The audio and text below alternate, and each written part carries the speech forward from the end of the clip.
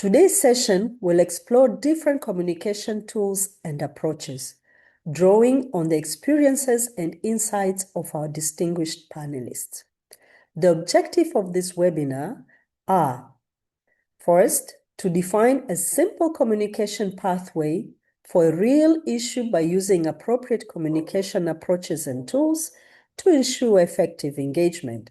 And second, is to understand policy engagement as a process and identify the role of communication tools at different stages of this process. And now, the most exciting part is the introduction of our presenters, because we are entering into the learning mode. Our first presenter for today is Tatiana Shauro. Tatiana is an environmental communication expert and happens to be a co-founder of the Communication Environmental Agency that connects media from Russian environmental experts. She has a bachelor's degree in environmental engineering and a master's degree in ecology and biodiversity. Tatiana has worked for over 20 years in the environmental movement and 13 years in the field of climate and energy, and has been actively participating in the UN climate negotiations since 2013. She has trained NGOs, activists, and journalists on communications and campaigning, helping increase climate coverage and raise awareness among decision makers about the just ended transition.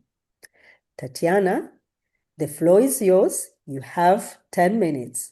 And while Tatiana is presenting, I will kindly request all of us to ensure that our microphones and cameras are switched off or muted so that we can follow the presentation.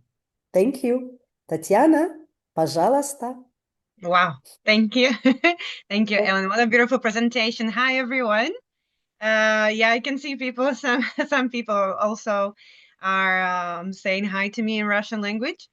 Thank you so much for having me here. First things first, I want to understand the temperature inside of our beautiful team today. Please, from 1 to 10, put in the chat, how much are your energy levels? So if you have no energy today, put 1. If you have all the energy in the world, put 10, so that I know. Okay. Okay. Okay, very diverse, I would say. All the way from 1 to 10, but pretty high in general. That's good news. That's very important for me to understand. How do we go about my presentation? How fast are we going? Bonjour. Okay, can you please put presentation on? Thank you so much. So we're going to be very fast today with our presentation because the time is very limited. And normally this training that I do takes around 2 days. So 10-15 minutes is not enough by any means, but I will show you the best tools that I have in my sleeve in this time that I have with you. Next slide. For us, is the most important thing to know today is how to make ourselves heard. And to know how to make ourselves heard, we need to actually understand the context. And the context, as you know, in the world and in the media is very difficult right now. We can see that the old media is dying. We can see that the new media, like bloggers and podcasters, is growing. And we can see that there's a certain amount of fatigue, and everybody's saying that, from the bad news, all the sad news, all the wars. So there's a huge fatigue in political news. And we have to know that when we're writing and talking to the media, or writing our own posts, or whatever communication style you're choosing for your organization. And then, of course, there is differences between regions. What kind of platforms are we using? But we can see definitely the growing role of messenger groups or messenger communication through Telegram channels, through WhatsApp channels, through other means like Signal for, especially for the regions that have authoritarian regimes, for example. And then, obviously, more and more we see the increasing government control and pressure across the board. So we will see and we'll find the best solutions for you to find your tools that you can use in your respective country. Next. This is the base, right? Communications is very often brushed under the rug, and we the communicators are very often as like a second thought. But in general, for the organization, any organization that you're working in, if you do any activity or you do any event, if no one writes about your event or your activity, it never happened. So communication should be on the forefront, and you should think about communications when you're planning your budget or when you're planning your strategy at the beginning, because it's very important that you have good people involved spreading the word about the work that you do. And yeah, I will tell you in very short, concise, how can you do that work. Next. So very often we decide what our goals first, what our ideas first, what we want to do, what kind of media we want to have, but we never think about the target audience. And it's never about you. It's never about your organization. It's always about the target audience that you want to speak to. And first thing you want to do, if you ever write a communication strategy or any strategy whatsoever, that doesn't matter, that the theme doesn't matter, the region, you have to think about who you are actually talking to.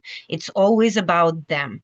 So I'm putting you here questions, 5 questions that you have to ask, and you have to be very honest answering by them. Like, who are the people that you communicate with? What are their current behavior? What are their interests? What are their preferred methods of obtaining information? Can be different channels. And what is their motivation and barriers? Those questions are very strategic. If you go through every single of that question, you will have a very good understanding about who are you actually speaking to. And from that on, we go to the next slide. We have formulating of the message. So before formulating the message, you do understand your target audience. After formulating the message, you use that knowledge to formulate the message for your audience that you already talked about. So when we understand who are the people that we communicate with. Oh, sorry. That's supposed to be the other. I will read it again. I will read it from my my presentation that was here. Okay. So the correct answers are sorry. So, sorry, the wrong slide. I cannot find it now. But basically, you will need to understand what kind of motivation that they're having, what are they listening in, and then you will formulate your message, and I will send you the question in the chat after that. We need to move on. Next. Then number 3, when we're analyzing our target audience, and we're understanding what kind of message do we want to form and how do we want to change their behavior, then we are going into a very basic understanding. I think everybody knows this. Everybody knows this concept of the Maslow pyramid. The Maslow pyramid is a very simple understanding of the basic needs that humans need, and how by completing those needs, we are moving forward to other needs that are more higher. So of course, there's like basic needs of like food, water, sleep, all the basic needs. And then when people have those, we already need the security, we need to work with our body, we need employment, resources. So all the bottom part of that pyramid are the people who are looking for security. So when you're communicating with them, you will be always talking about security. So for example, when you're talking about energy efficiency or climate change, you will be always connecting it to your future generations, your children. You will be connecting it to your income. So for example, if you change the light bulbs to more energy efficient, it will secure more resources for yourself. That will be the messages that will be pouring for them. Then when you're moving forward to the Maslow pyramid upwards, you will see that people who already have those covered, those people will be looking for more success. So I will be looking for friendships, for family, for intimacy, for self-esteem, for confidence, achievements. So those people looking for success, you will be looking into more motivational things, into more things of how you can engage, you can volunteer, you can actually make a change, or this is a success stories how you can do, this is what you can do in your community, for example. That will be the messaging for them. Then you have the top part, people who already have things covered majority of their life, mostly wealthy people who have very good security system, who have a very good income. And those people are looking for ideas. They're very creative, they're very spontaneous, problem solving. And very often those people are looking for morality. They're looking for to do something to find pleasure in also self-esteem as well. So you will suggest them to bigger ideas, more creative ideas, more art, more thinner ideas that are less grounded but bigger.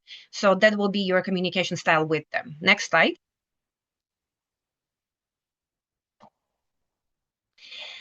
Then, of course, every time we're trying to formulate a message, we're trying to fit everything in one message, which is not a good idea. We can take examples of really big organizations, like, for example, Greenpeace or WWF. If you look at their messaging, especially during direct actions or in their general messaging, it's very simplified. It's maximum simplified. So here you can say, if you want to save the climate, you say save the climate, or if you want to save the whales, you say save the whales. The more complex your message get, the less people will eventually be reached by it. Next. And then, yes, by simplifying the message, you do have a more wider range for your target messages.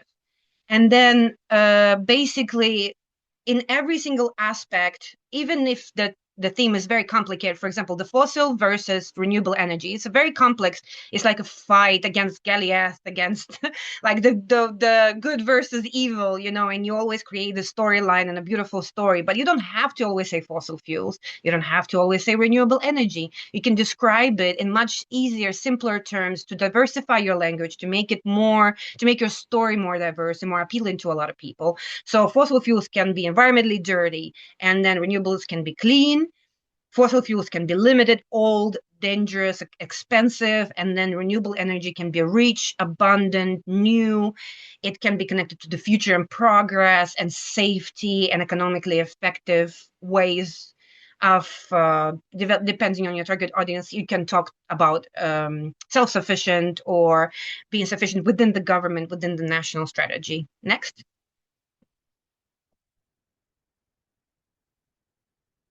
And my favorite part of all, in the time where it's the darkest of all, use hope.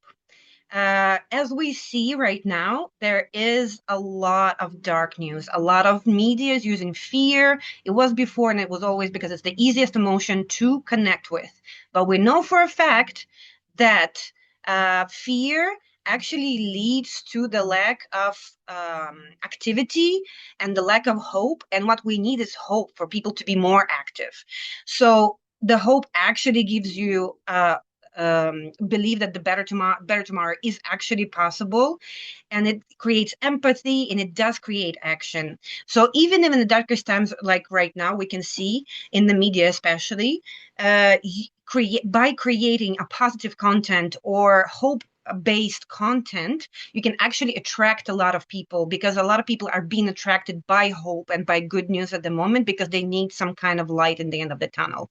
And if you're going to give this to them, it will definitely be you will definitely be there on the map, on the media map, and the journalists will definitely want to talk to you. Next.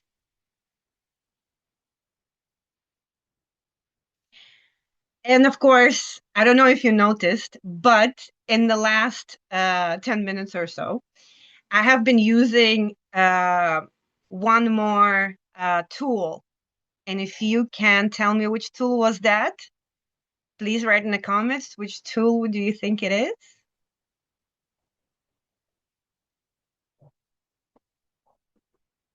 In the chat. Try to think of what was I using this whole time that will actually make you remember what I was talking about.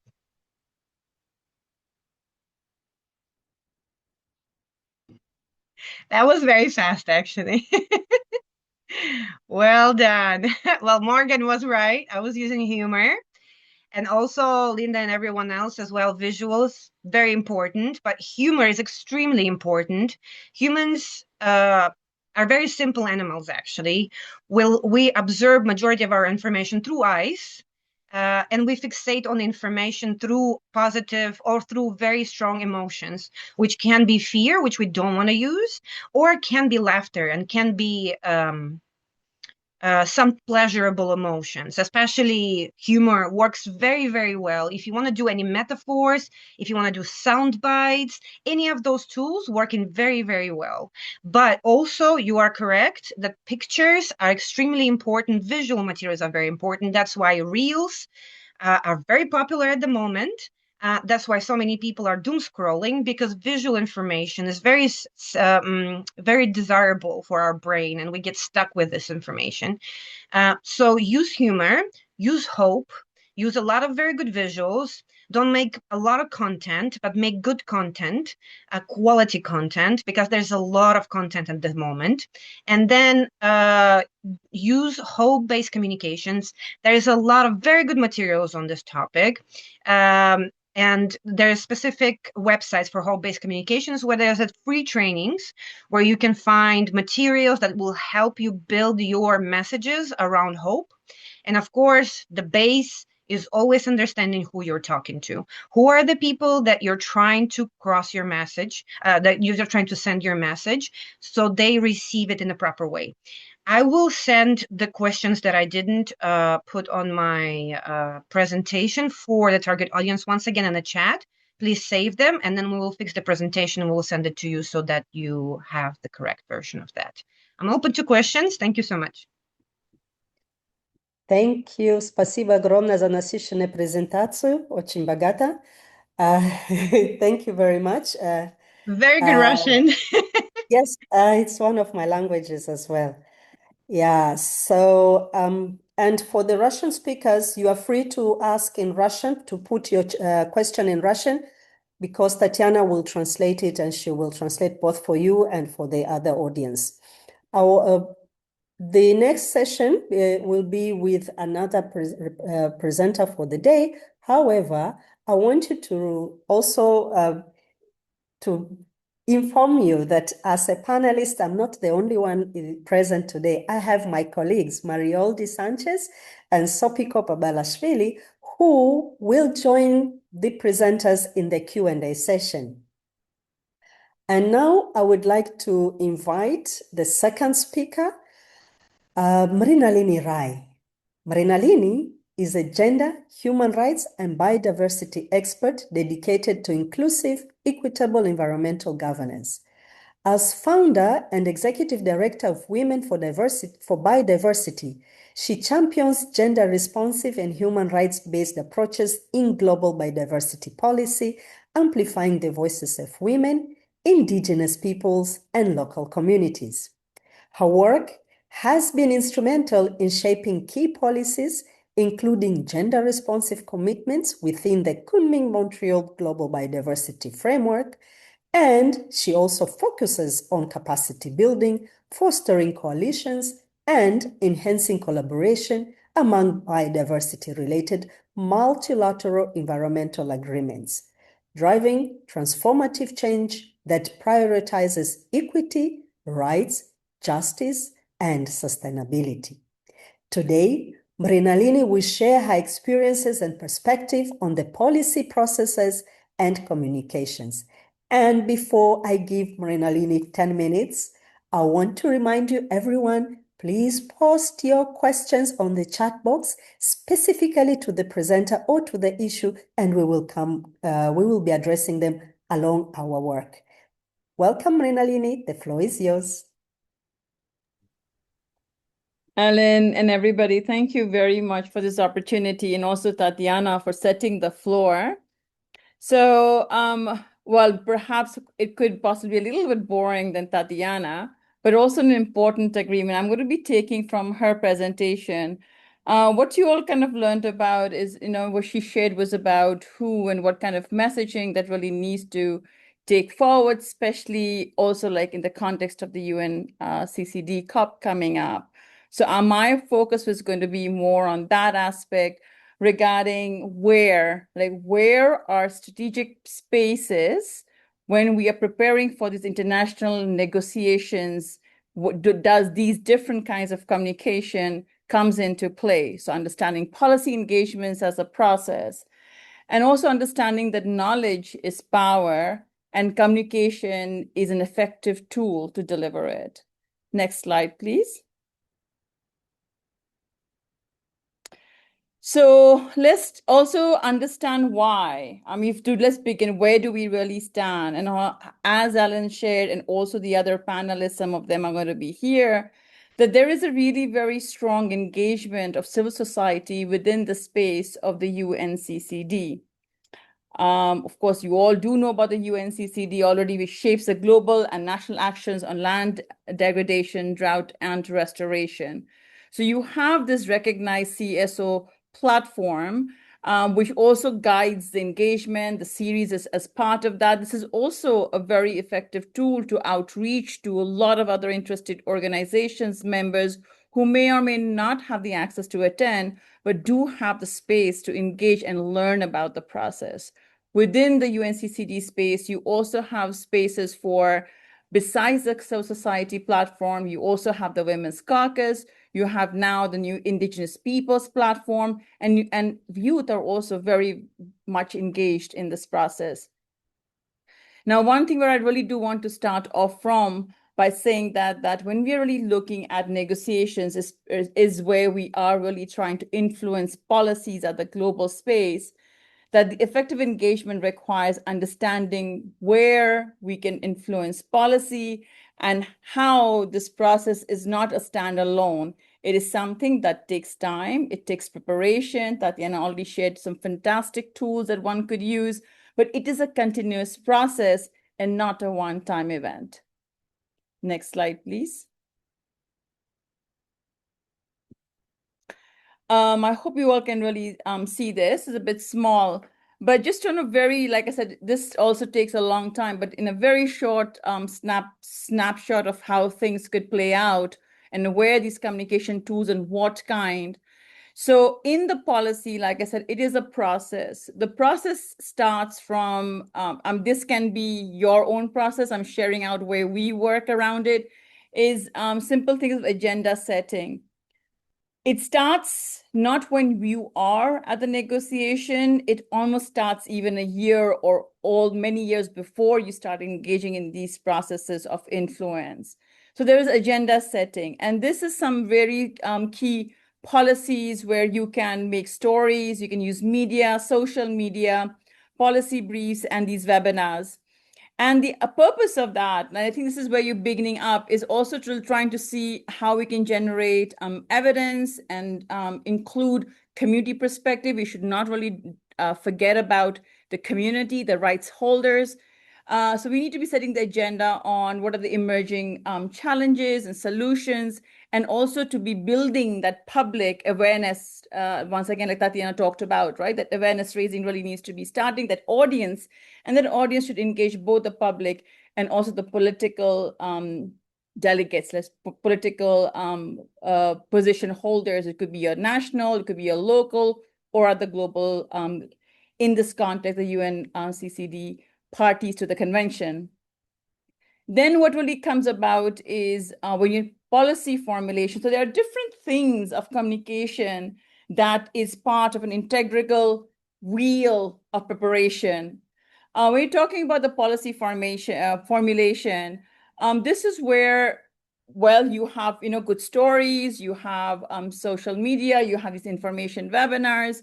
The policy formulation or communication tools that provides the technical expertise. And this could be like your technical papers, the consultations, this can be an information webinar, but this is really very important to also prepare. Now, these are things that are, again, pre-meeting. So this could be in the hands of how you build this communication papers. It could be case studies that you want to bring about. It could be about a certain agenda of the UNCCD that you would want to have a report on, that you would want to build awareness on in those spaces. So once again, they take place in very different scapes of materials, communication materials, and these are very technical. And you have to be technical at times because, as you know, you also have to be familiar with the COP decisions, and others. So this is where it starts getting a bit more technical, is where I really want to share is that it's really very important. So as much as you would want to create stories, what parties or what the political spaces they really look for are they do look for civil society engagement and contributions in way of enhancing the engagement and negotiations. And this is where we talk about the next step on negotiations. And negotiation, of course, when you are there, a key purpose of being there is to influence what comes out as decisions in the UNCCD COP or any other multilateral environmental agreement meeting that you go to. Now, this is a very important space. And again, here, the strategy shifts a little bit. So you've done your case studies, you've done your social media, you've done your technical work. And in this communication, change is much more personal at times.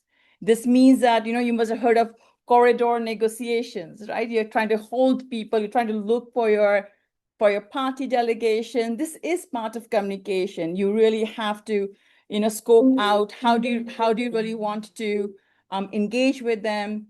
You also need to be making sure that what policy or what messaging you want to bring out. So those are very technical. You also are very aware that you can organize side events, press conferences. So this in the scape of the meetings play a very different role where you have negotiation text for the parties. You have side events to build a bit more of a collective solidarity with like-minded organizations. You have a press conference, which hopefully builds up an awareness beyond the meeting halls outside. You try to get journalists, you try to have news articles published outside. So these are these different spaces of things. And I'll quickly go on the implementation, the monitoring and learning one is that once you've done your campaign communication at the negotiations, you also have a responsibility of taking those messages back. And this is really very key, important part. Sometimes we forget is, when we go to the meetings, that our responsibility doesn't really stop there. Once you go about, you have to see is what did you learn? You have to disseminate it to your networks, perhaps a national level, local level, regional level. So this is like a continuous process. What did you learn? What came in? You also need time to reflect. And then those kind of information sharing goes about informing other people. These could be trainings, post-meeting consultations, webinars, sharing decisions which are much more accessible to communities. And then you have monitoring and learning, like when the decisions are coming out of the COP, you monitor them, like, okay, the national level, how the governments are addressing or are accountable to those decisions, perhaps in the NAPs. So this is where communication takes on very different. You're doing campaigns at the national level. It could be about another way of doing that could be podcast. You're doing collecting case studies. A great way that in other processes like the Human Rights Council, you use things like shadow reporting, which civil societies, organizations takes reporting from their perspective to the council. So these are some of the really different communication process. And then it's important to identify where is the skill set that you could possibly provide, and also where you could possibly start to engage with.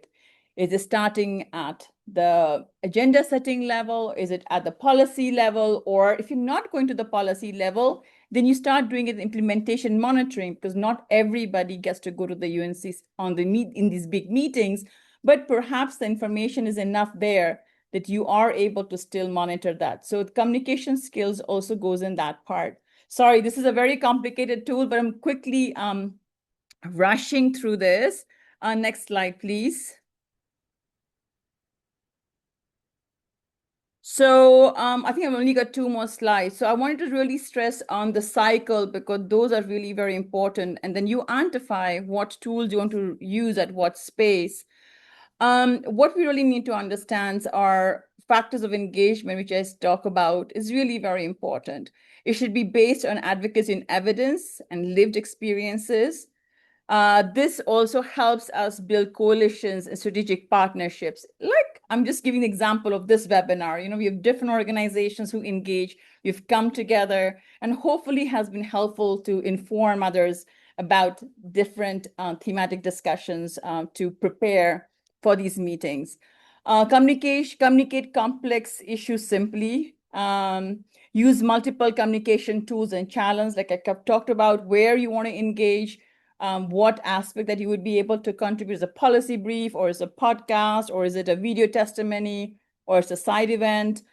Engage consistently through the policy cycle. That is something that I think sometimes can be quite a lot of burden also, is how do you really engage that? Because that comes up again with the issue of funding and the capacities. And connecting local realities with global commitments. Just saying that I've already quoted it here, is influence is built before the negotiation room, strengthened during negotiations, and sustained through implementation and accountability. So I think my one last slide is there at the end. Next slide, please. So just ending up, the key takeaway is that the policy engagement, once again, is a continuous cycle, not a single event. Different stages require different communication approaches. You have to also build the evidence. The relationships are really very important, and strategic communications are equally important. Everything builds around our allies, our partners. CSOs can significantly influence the UNCCD outcomes by engaging before, during, and after COP negotiations.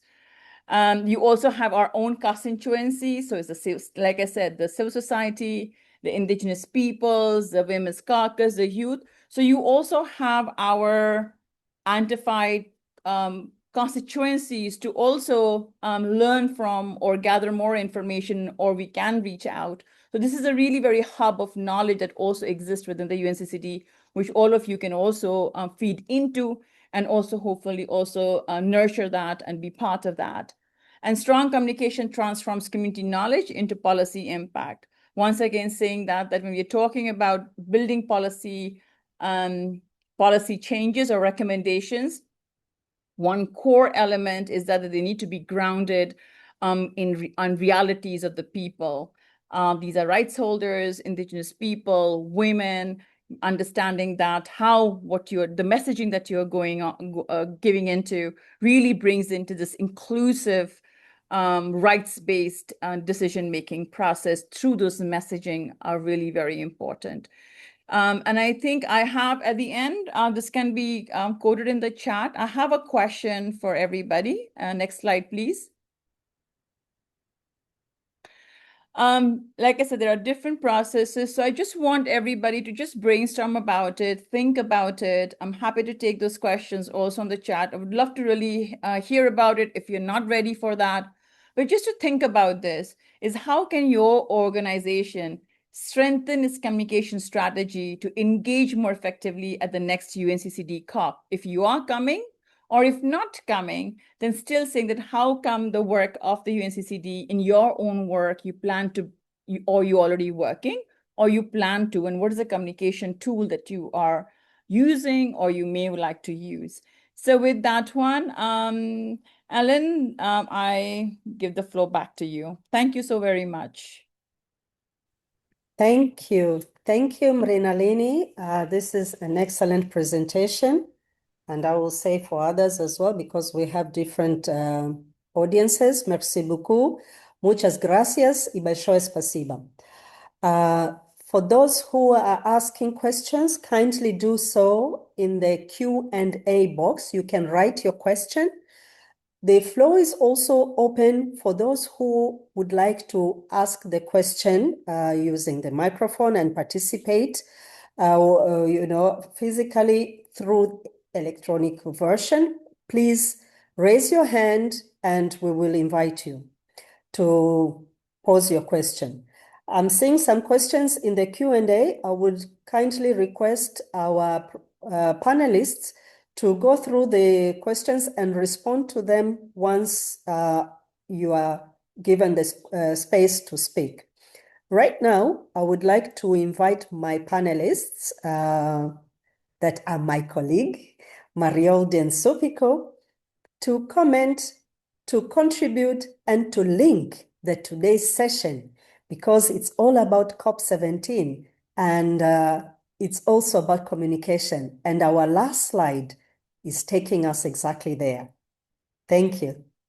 Sopiko, you may wish to go first. Thank you very much, Ellen, for the warm welcoming. Hello, everyone. I'm really happy to be here today with you. First, I will shortly comment about our excellent presenters. I'm impressed with the presentations and the key messages that they shared, and I think it would be impossible to formulate better what we as a civil society need to take into consideration to strengthen our communication and visibility and the strategic positioning ahead of the COP17. Now I will also give opportunity to Marioldy to say hello, and then we will wait some questions, and I'm here to respond from my side as well. Thank you. Thank you, Sopiko. Just to say hello to everyone. I am pleased to be here. Also join the congratulations to our two panelists. Very interesting and insightful presentations. I think we have a good opportunity, a really relevant opportunity on this COP17 in Mongolia to share our views, to highlight the relevance of the role of civil society organizations to land degradation neutrality targets, also on key topics like rangelands and pastoralists, resilience to drought. So we really need you all to engage in these communications efforts.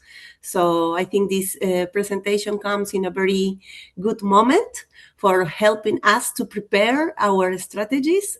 So thank you again, and I'm here also to contribute if you have some questions and comments. Yeah, I think there is a question in the box, and it's very interesting because it concerns us. Tatiana, I may kindly request you to respond to the following question. It is why UNCCD is not as popular as UNFCCC and UNCBD. Is it communication failure from UNCCD? I will ask Tatiana and just briefly, and Mrinalini, I know you're typing, you can just respond in one sentence because time is not of essence, but please. And, пожалуйста, давайте вопросы. Вы можете задавать вопросы на русском языке, мы вам переведем. Kindly, you can ask questions in your language and it will be interpreted. Marioldy, you can say the same in Spanish. S'il vous plaît, vous pouvez poser les questions en français, en n'importe quelle langue. C'est pas le problème, nous pouvons traduire pour vous. Merci. Sí. Por favor, para los que hablen español, siéntanse libres de hacer sus preguntas en español, tanto en el chat, en la caja de preguntas, y también pueden levantar la mano y hacer las preguntas en español.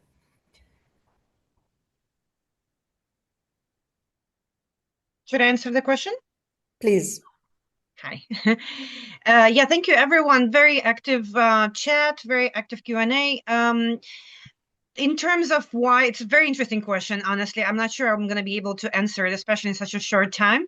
But in general, I am not sure what is the structure of communications team for that particular mechanism, because the communications efforts in terms of climate change, so UNFCCC, for example, the UN climate change, convention process was made sexy by a lot of efforts from communications team of environmental organizations.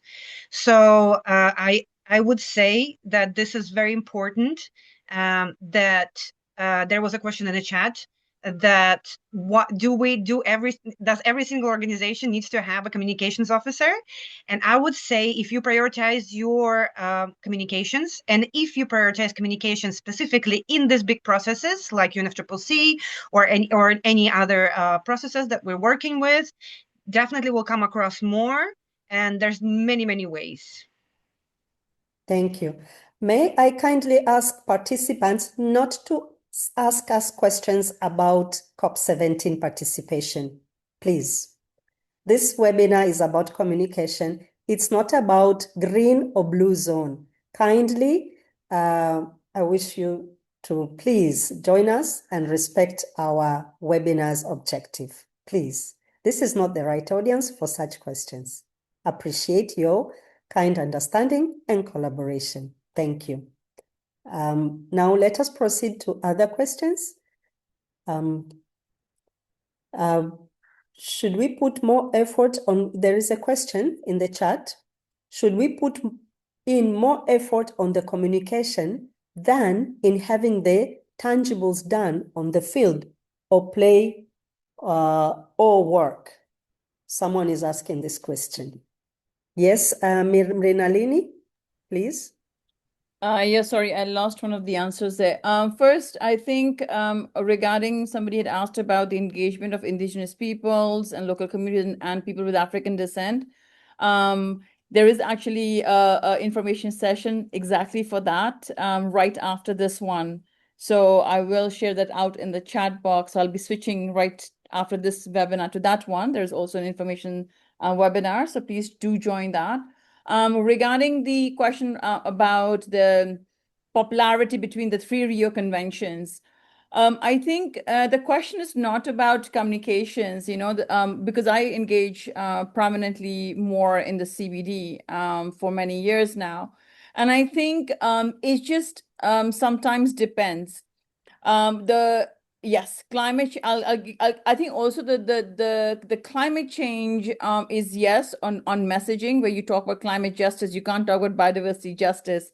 It doesn't get that oomph in it, and especially you have land justice, but you have land rights.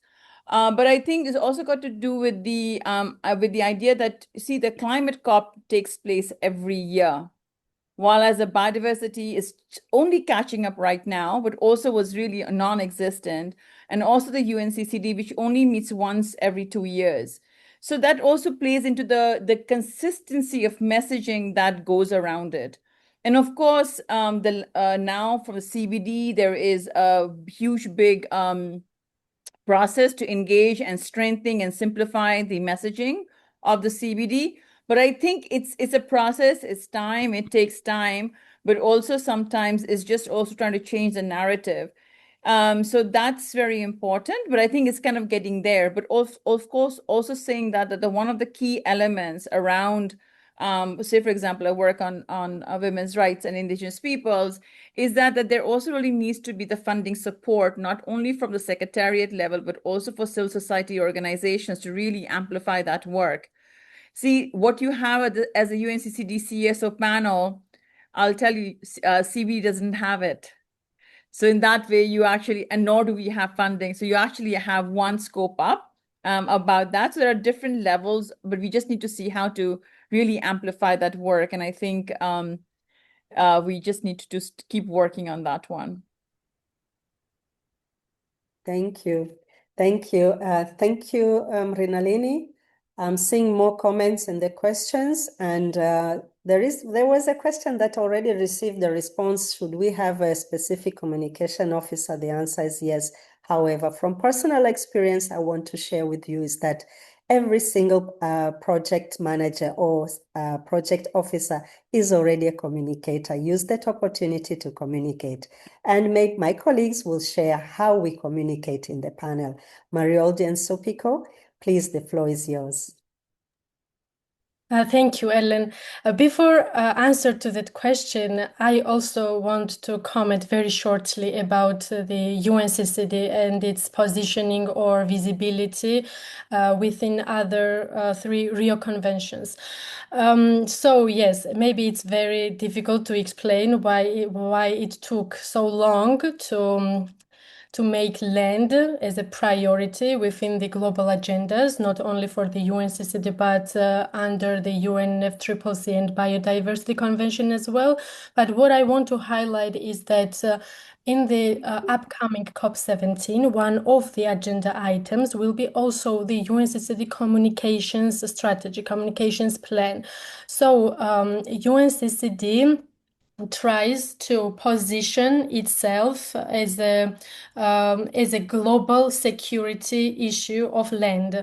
So I think that in the upcoming years we will receive the more visibility and more strategic positioning from the UNCCD to position as a connector also between the UNCCC and Convention on Biological Diversity. So I wanted to say that this is also under the negotiations. How should UNCCD increase its visibility and positioning among other global frameworks? Now I will move to the communication strategy of the CSO panel, and please, my colleagues, complement if I miss something. So for the COP17, but not only, before, during, and after COP17, the visibility and strategic positioning of civil society is key. And as the UNCCD CSO panel represents the platform who is responsible for coordination and communication between the accredited civil society organizations, it's our role to align civil society key messages, positions, and ensure that these voices and priorities and positions of civil society across all regions are heard and reflected during the COP negotiations and UNCCD processes. So for the COP17, as a panel, we have already elaborated the communications plan, how we are going to amplify the voices of civil society. And the approach is different and multiple. For example, we are going to, first of all, now we are working on the drafting of a final key messages of the civil society. We are in the process, and it will be launched for the validation and for the review and for the final refinement to the wider wider network of civil society organizations at the end of this month. So these key messages will be based on the outcomes of the CRIC 23, and the panel has coordinated the preparation of key messages, civil society key messages for the CRIC 23. So we will based on that, and also the outcomes from the Desertive Action 2026, which was held in Tunisia this March 2026, also draw a lot of recommendations and priorities of the civil society organizations, with the particular focus on drought-resilient and drought-resilient territories. And you might also know that the UNCCD now has been working on the future strategic framework of the convention, and as a panel we also collected some recommendations among the CSOs, how they imagine what should be the next future strategic framework of the convention. So these key messages for the COP17 will combine all this other work that we did previously. Then, to amplify these key messages, we will partner with we are going to partner with the big coalitions, networks, partners, international and intergovernmental organizations, with also very massive massive social media presence to ensure that these key messages reach wider audiences and as many target groups as possible. And also, we are going to prepare some short messages, also special podcast episode from the COP17. And yeah, I see hands from Ellen. I have to finish here. And Marioldy, maybe you will complement me, or Ellen yourself. Sorry if my comment was too large. Thank you. We have 1 minute. No, it was perfect. I think I don't have anything to add. Yes, so maybe I can jump into next questions. Yes. Okay, there is a question. Thank you, Sopiko. Thank you, Marioldy. We only have 1 minute left, and I would like to ask if to bring to attention to our panelists. There is a question that says, is it necessary for a communication group to produce social media materials in advance? And please, messages and hashtags. They says it should be in Spanish because sometimes hashtags in English are untranslatable. So that is something that comes through. And maybe not only Spanish. Hashtags and messages should be in multiple languages. Maybe we should put that way. The question came from a Spanish-speaking person. So who will speak? Is it Tatiana or Mrinalini? Because Tatiana, you also say you disagree with Ellen. However, you may want to wish to continue with this. I give you 30 seconds. Thank you so much. Yeah, sorry, Ellen. I have to bring a little bit of drama into this.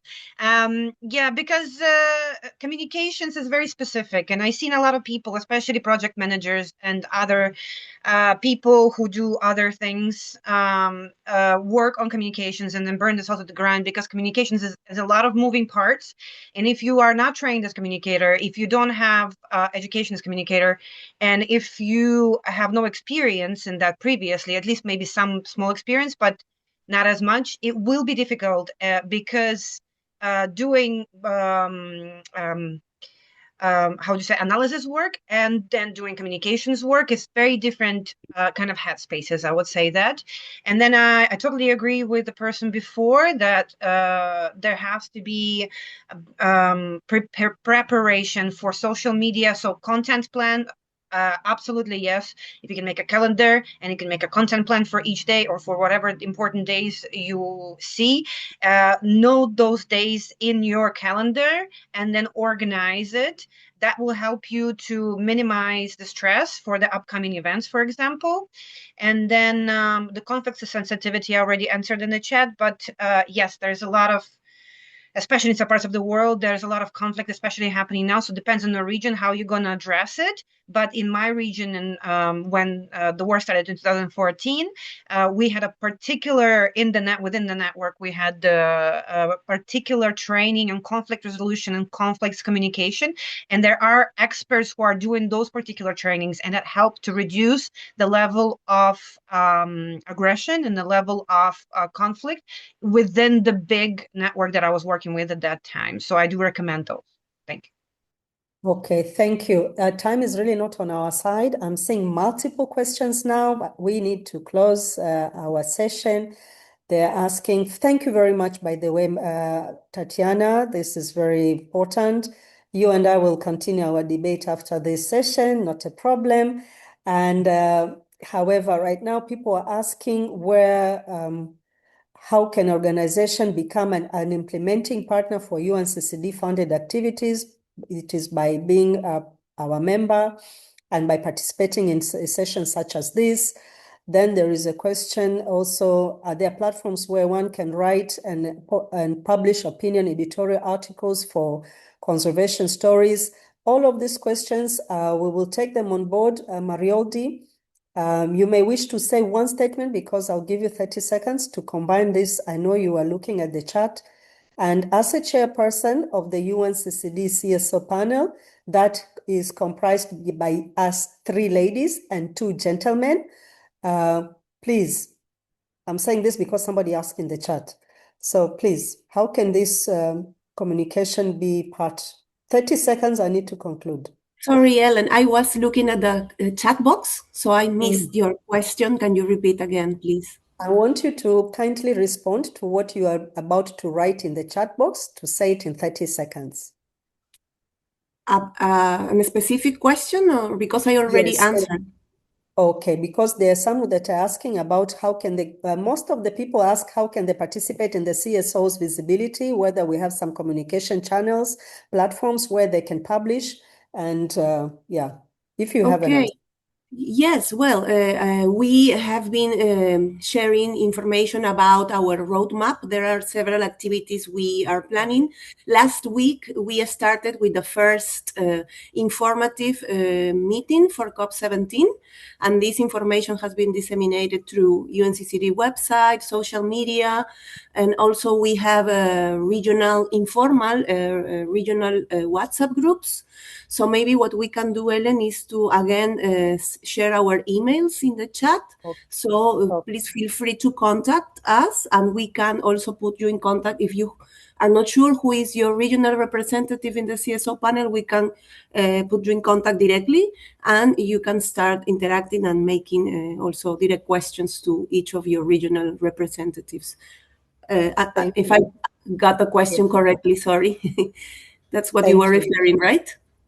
Yeah, thank you. Thank you, Marioldy. Thank you, our wonderful panelists. We had a very rich session. Questions are endless. We will continue to responding to them. Marioldy said it very clearly. Please reach out to the regional representatives and we will respond to you. And this is taking us to the end of today's webinar.